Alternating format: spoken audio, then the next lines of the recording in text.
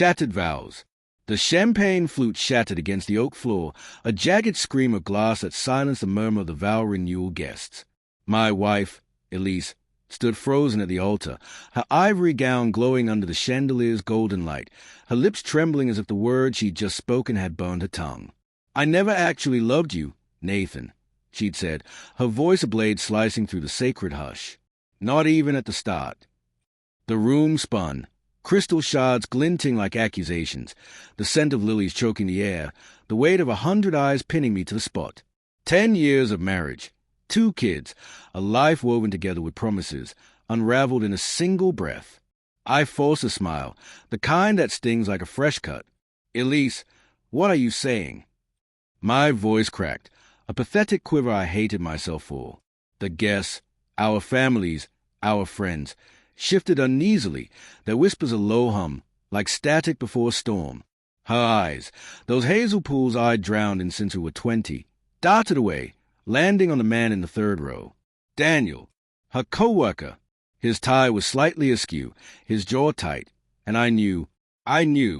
It started months ago, didn't it?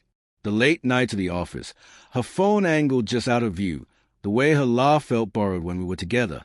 I'd chalked it up to stress, her promotion, the kids' schedules, my long hours at the hospital.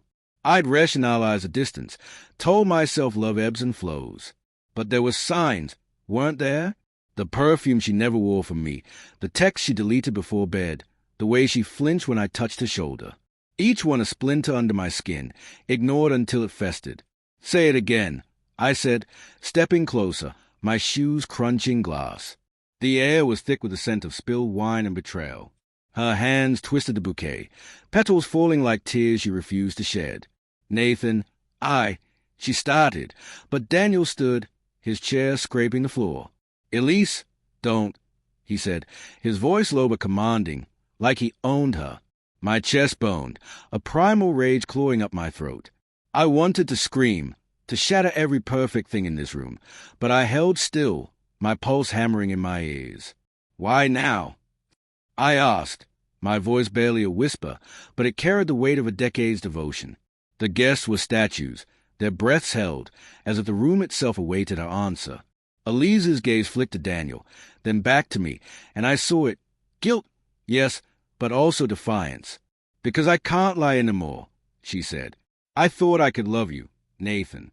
I tried, but it was always him." Her words were a slow poison, seeping into every memory I cherished. Our first kiss on the pier, the nights we stayed up planning our future, the way she'd held my hand when our son was born. I turned to Daniel, his face a mask of regret and something else. Triumph? "How long?" I asked, my voice steady now, cold as the floor beneath me. He didn't answer, but his silence was loud enough. The room tilted, and I saw it all. Stolen moments in her office, whispered calls in the dark, a life I wasn't part of. My hands shook, not with sadness now, but with clarity so sharp it cut through the fog of denial. I could have walked away. I could have let the humiliation swallow me. But something snapped, a quiet resolve born from the wreckage of my trust. I turned to the guests, their faces a blur of pity and shock. "Thank you all for coming," I said, my voice ringing clear. "But this ceremony is over, and so is our marriage." Elise gasped, a sound so raw it almost broke me. Almost. I didn't look back as I walked out, the cool night air hitting my face like a slap. But I wasn't done. Not yet. In the weeks that followed, I uncovered everything. Emails, hotel receipts, a second phone she thought I'd never find. I didn't confront her. Instead, I sent the evidence to her boss, her parents, her precious Daniel's wife. I watched from a distance as her world unraveled, her career teetered, her secrets laid bare. Revenge wasn't sweet. It was ash in my mouth, but it was justice. And as I stood alone in our empty house, the kids asleep upstairs, I realized the deepest betrayal wasn't Hayes.